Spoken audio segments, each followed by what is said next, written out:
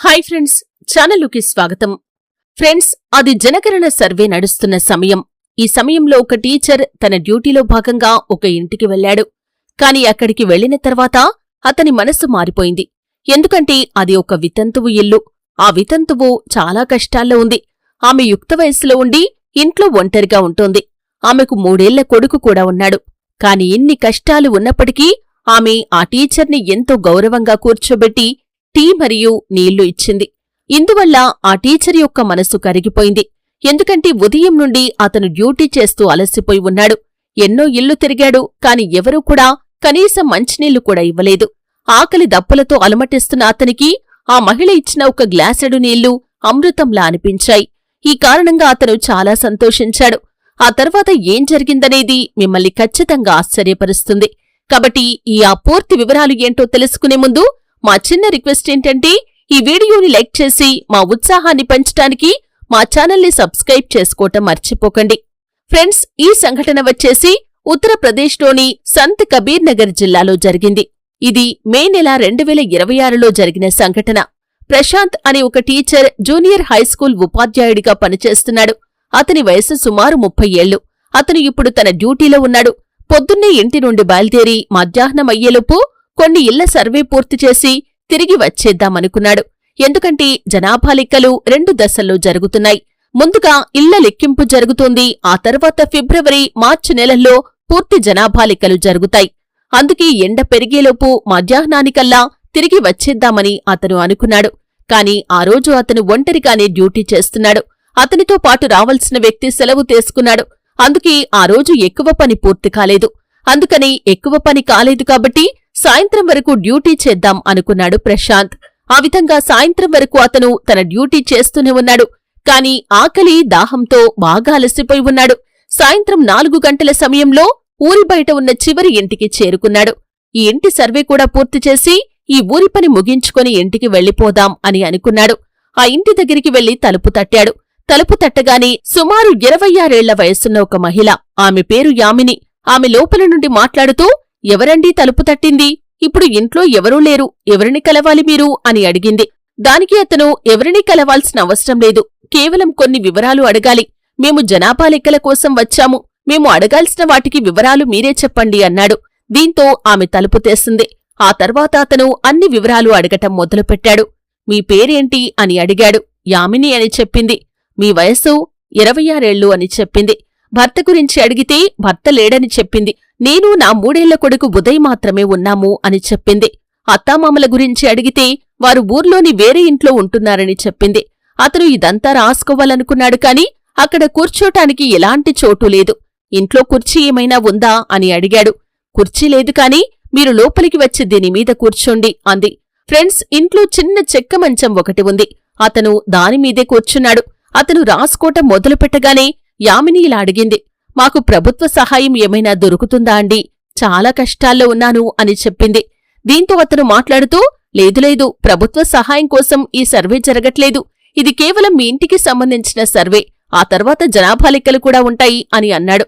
కాసేపటి తర్వాత అతను మళ్లీ ఇలా అడిగాడు.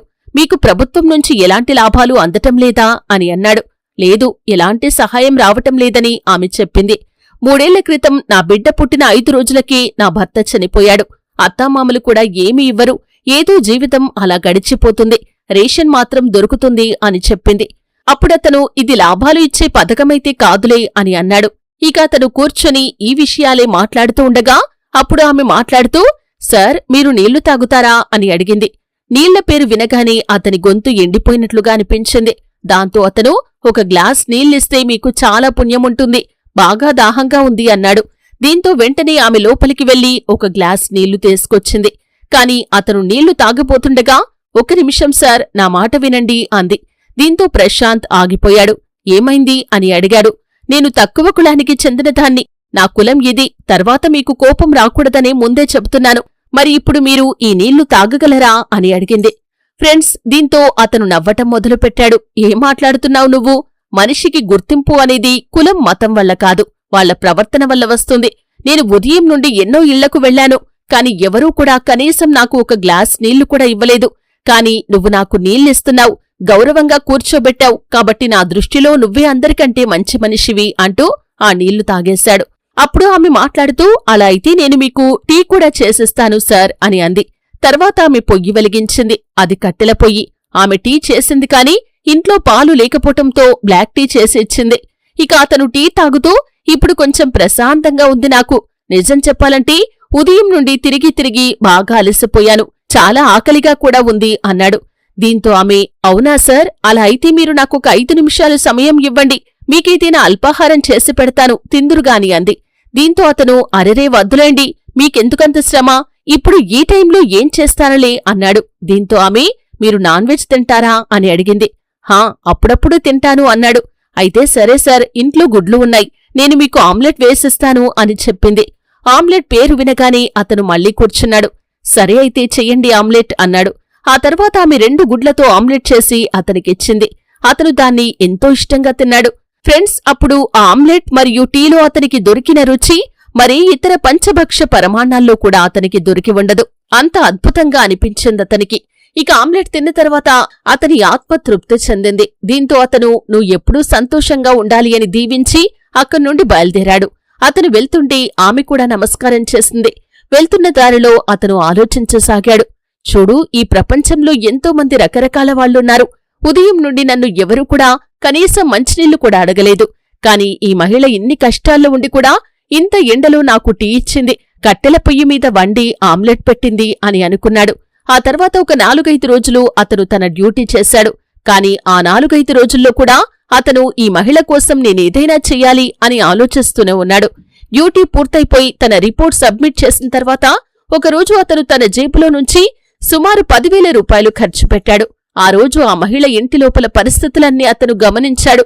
ఒక రకంగా ఇంట్లో ఏమున్నాయి ఏం లేవు అనేది సర్వే చేసేశాడు. అందుకే అతను ఒక గ్యాస్ సిలిండర్ కొన్నాడు. ఈ రోజుల్లో అది కష్టమే అయినా కొన్నాడు. ఒక స్టవ్ కొన్నాడు. వంట సరుకులు, నూనె, సబ్బులు, ఫెయిర్నెస్ క్రీంలు, పౌడర్ లాంటి ఇంటికి అవసరమైన వస్తువులన్నీ కొన్నాడు. ఆమె పిల్లాడి కోసం బొమ్మలు, బట్టలు కొన్నాడు. దాదాపు 3-4 గంటల పాటు షాపింగ్ చేశాడు. అతని దగ్గర ఒక చిన్న వ్యాగనార్ కారు ఉంది. అవన్నీ అందులో పెట్టుకుని ఆమె ఇంటికి చేరుకున్నాడు. వెళ్లి తలుపు తట్టాడు. యామిని మరోసారి తలుపు తీసింది. ఆమె అతన్ని చూడగానే గుర్తుపట్టింది. నమస్తే సార్, రండి కూర్చోండి అని లోపలికి ఆహ్వానించింది. దీంతో అతను లోపలికి వెళ్లి కూర్చున్నాడు. ఈరోజు ఇలా వచ్చారేంటి అని అడిగింది.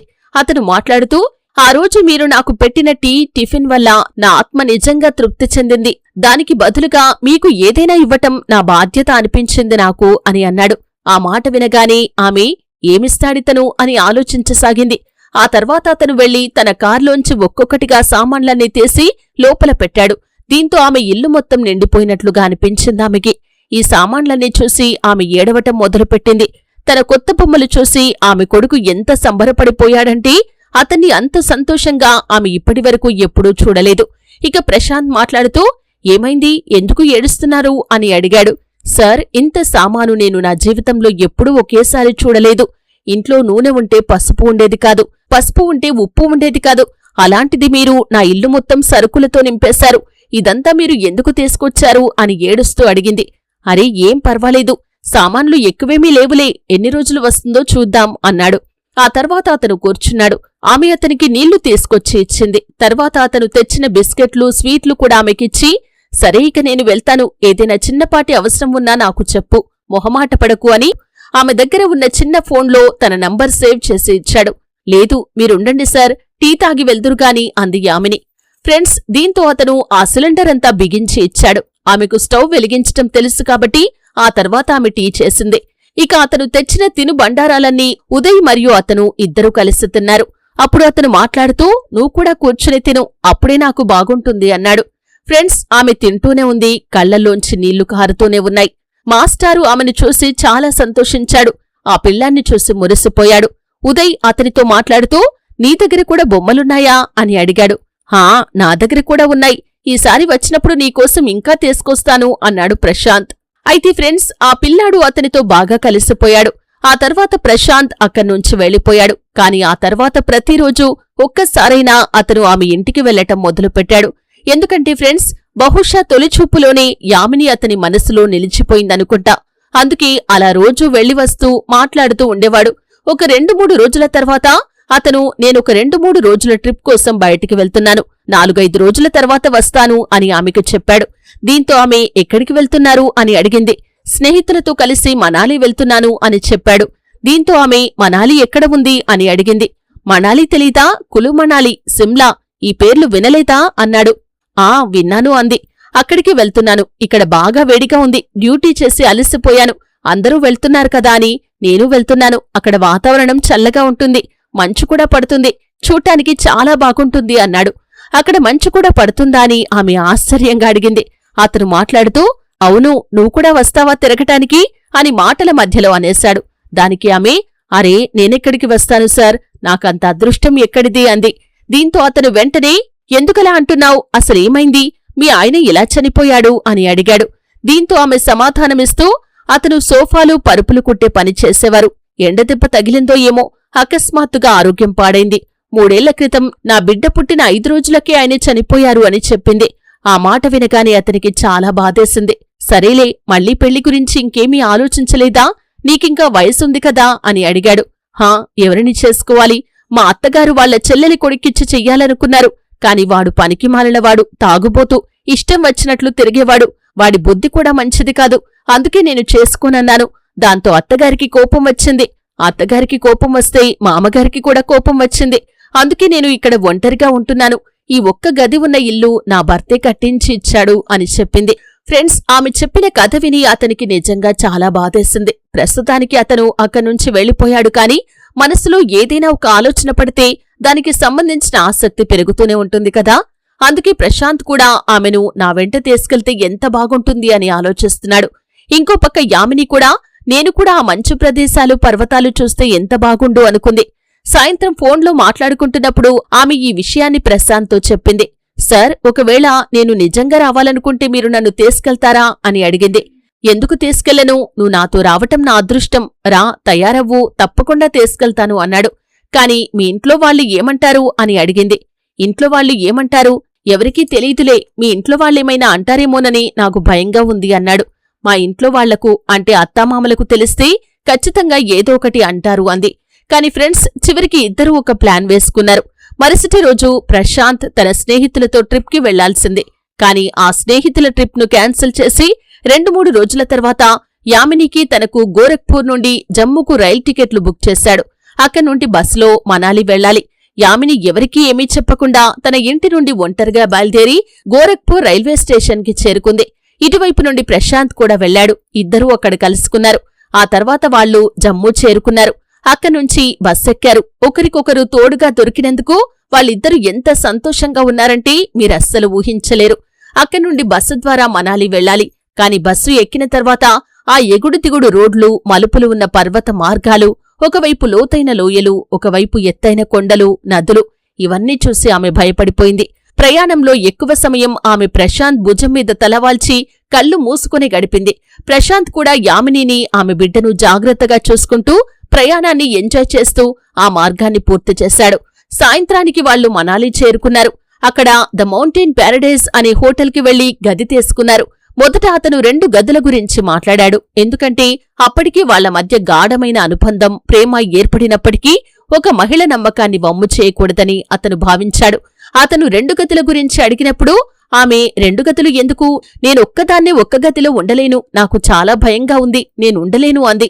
అంటే నువ్వు నాతో పాటే ఒకే గదిలో ఉంటావా అని అడిగాడు. నాకవేమీ తెలియదు, కాని నేను మాత్రం విడిగా ఉండలేను, నేను మీతో పాటే కింద నేలమీద పడుకుంటాను, కాని విడిగా మాత్రం ఉండలేను అంది. ఫ్రెండ్స్, ఇక వాళ్లు వెళ్లి గది చూశారు. మంచి గది దొరికింది. దాంతో ఆ ఒకే గదిని తీసుకున్నారు. స్నానం చేసి ఫ్రెష్ అయ్యారు. ఈ 2-3 రోజుల్లో కొత్త బట్టలు కూడా కొనుక్కున్నారు. వాటిని వేసుకుని బయటికి వెళ్లి తిరిగొచ్చి డిన్నర్ చేసి తిరిగి హోటల్కి వచ్చారు. ఇక యామిని మాట్లాడుతూ, మీరు మంచుంటుంది అన్నారు కదా, చలిగా అయితే ఉంది కాని మంచు ఎక్కడా కనిపించడం లేదు అని అడిగింది. అరే, మంచు అందాలు రేపు చూద్దాంలే, ఇప్పుడే కదా వచ్చాం, ఇంకా చాలా తిరగాలి అన్నాడు. ఆ తర్వాత వాళ్లు పడుకున్నారు. ప్రశాంత్ బెడ్ మీద పడుకున్నాడు. వాళ్లు రిసెప్షన్లో ఒక అదనపు పరుపు అడిగి తీసుకున్నారు. దాన్ని కింద పరుచుకుని ఆమె తన కొడుకు ఉదయ్తో కలిసి పడుకుంది. మరుసటి రోజు పొద్దున్నే లేచి ఒక కారు మాట్లాడుకుని అక్కడ్నుండి 50-60 కిలోమీటర్ల దూరంలో ఉన్న రోహ్తంగ్ పాస్కు వెళ్లారు. అక్కడ వాళ్లకు మంచు కనిపించబోతోంది. అక్కడికి వెళ్లగానే యామిని సంతోషంతో తన బాధలు, కష్టాలు అన్నీ మర్చిపోయింది. ఏదో స్వర్గంలో అడుగుపెట్టినట్లుగా అనిపించిందామెకి. ఇద్దరూ కలిసి అక్కడికి చేరుకున్నారు. వాళ్ళ అడుగులు మంచమీద పడ్డాయి. ఎంతో అద్భుతమైన దృశ్యమది. ఆమె కొడుకు కూడా చాలా సంతోషించాడు. అందరూ కలిసి బాగా ఎంజాయ్ చేశారు. ఆ తర్వాత అక్కడ్నుండి బయలుదేరి సాయంత్రానికి తిరిగి హోటల్కి వచ్చారు. వచ్చాక భోజనం చేసి గదికి వెళ్లారు. ఇక ప్రశాంత్ మాట్లాడుతూ, అబ్బా ఈరోజు బాగా అలసిపోయాను, కాళ్లు విపరీతంగా లాగుతున్నాయి అన్నాడు. దాంతో యామిని వెంటనే మీ కాళ్లు ఇటువైపు పెట్టండి, నేను నొక్కుతాను అని కింద ఉన్న తన పరుపు మీద నుండి లేచి అతని బెడ్ మీదికి వచ్చింది. అరే వద్దులే, ఏం చేస్తున్నావు? నేనేం కాళ్లు పట్టించుకోను, నేను ఊరికే అలా అన్నాను. నీ కాళ్లు కూడా లాగుతూ ఉంటాయిగా, నువ్వు కూడా నాతో పాటే తిరిగావు కదా అన్నాడు. లేదు, నాకేం నొప్పిగా లేదు, మీ కాళ్ళిటు పెట్టండి, నేను నొక్కుతాను అని బలవంతం చేయసాగింది. దాంతో అతను ఏమీ అనలేకపోయాడు. ఇక యామిని అతని కాళ్లు నొక్కటం మొదలుపెట్టింది. ఉదయ్ కింద ఆడుకుంటున్నాడు. సరిగ్గా అప్పుడే అతని ఫోన్కి ఒక కాల్ వచ్చింది. రాత్రి 10 గంటల సమయం. అప్పటికే వాళ్ల ఊర్లో పెద్ద రచ్చ జరిగిపోయింది. పోలీస్ స్టేషన్లో అందరూ గుమిగూడారు. ఎందుకంటే ఒక టీచర్ యామినిని కలవటానికి వస్తున్నాడని ఆమె అత్తామామలకు తెలుసు. 4-5 రోజుల్లోనే అందరికీ ఆ విషయం తెలిసింది. దీంతో వాళ్లు వెళ్లి మా కోడలిని తీసుకుని పారిపోయాడు అని పోలీస్ స్టేషన్లో ఫిర్యాదు చేశారు. ఒక టీచర్ ఇలాంటి పని ఎలా చేస్తాడని పోలీసులు కూడా ఆశ్చర్యపోయారు. ఆ తర్వాత పోలీస్ వాళ్లు ప్రశాంత్ ఇంట్లో వాళ్లని పిలిపించారు. మీ అబ్బాయి ఎక్కడున్నాడు, వాడి నెంబర్ ఇవ్వండి అని అడిగారు. ఇన్స్పెక్టర్ ఫోన్ చేసి హలో మాస్టర్ గారు ఎక్కడున్నారు అని అడిగారు. నేనిలా ట్రిప్కి వచ్చాను అని చెబుతూ ఏమైంది ఇంతకీ, మీరెవరు మాట్లాడుతున్నారు అన్నాడు ప్రశాంత్. నేను ఎస్ఐని, పోలీస్ స్టేషన్ నుండి మాట్లాడుతున్నాను. ఒక మహిళను తీసుకుని మనాలికి పారిపోయావు, అక్కడికి ఏం చేయటానికి వెళ్లావు అన్నాడు ఇన్స్పెక్టర్. ఆ మాట వినగానే ప్రశాంత్ కంగుతిన్నాడు. సార్, అలాంటిదేమీ లేదు, నేను ఎవరినీ లేవతీసుకుని రాలేదు, ఎలాంటి చెడు ఉద్దేశంతోనూ తీసుకురాలేదు. మీరక్కడ అనుకుంటున్నట్లుగా ఏమీ లేదు. ఈమె తన ఇష్టపూర్వకంగానే నాతో వచ్చింది. ఒంటరిది, దిక్కులేనిది, చాలా కష్టాల్లో ఉంది. నేను వెళ్లినప్పుడు నాకు టీ నీళ్లు ఇచ్చి ఆదరించింది. అందుకే మానవత్వంతో నేను తీసుకువచ్చాను. మా మధ్య ఎలాంటి తప్పు జరగలేదు, నేను పారిపోయి రాలేదు అన్నాడు. ఇక ఎస్ఐ ఏదేమైనా మాస్టారు, నీ మీద వచ్చిన ఆరోపణ అయితే అదే. నువ్వు తీసుకెళ్లావు అంటే ఎవరినైనా అలా ఊరికే ఎందుకు తీసుకెళ్తారు? ఏదో ఒక విషయం ఉండే ఉంటుంది. మీ మధ్య ఉన్న సంబంధం ఏంటి అని అడిగాడు ఇన్స్పెక్టర్. కేవలం మానవత్వమే సార్ అన్నాడు ప్రశాంత్. చూడండి సార్, వీళ్లు మీ మీద ఎఫ్ఐఆర్ చేయటానికి సిద్ధంగా ఉన్నారు. నువ్వెంటనే బయలుదేరి రేపటికల్లా ఇక్కడికి రా అన్నాడు. సార్, ఇంత ఖర్చు పెట్టుకుని వచ్చాం కదా, ఒక 2-3 రోజులు సమయం ఇవ్వండి. రేపు ఇక్కడ తిరిగి సాయంత్రం బయలుదేరి ఎల్లుండికల్లా అక్కడికి చేరుకుంటాము అన్నాడు ప్రశాంత్.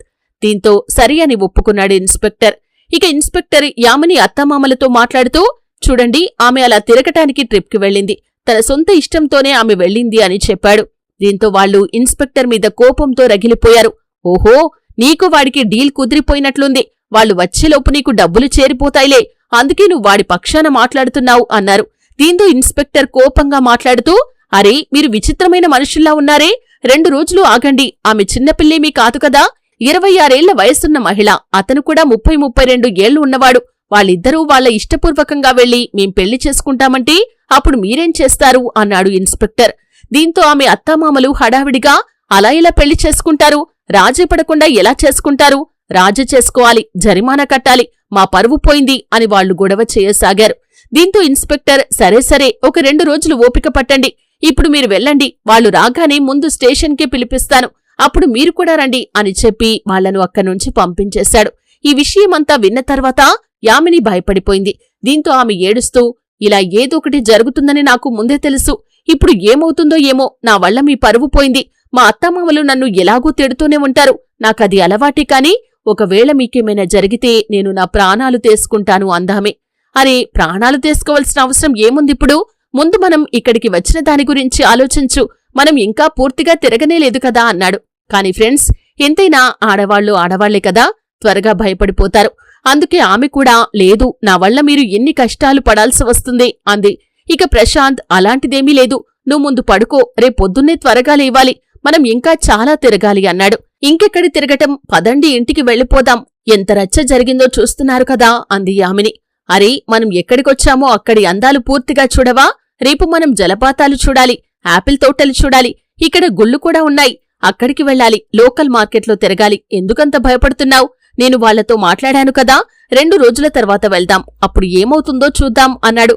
కాని అక్కడికి వెళ్ళాక వాళ్లు మిమ్మల్ని నన్ను కలిపి జైల్లో పెడితే ఎలా అంది భయంగా.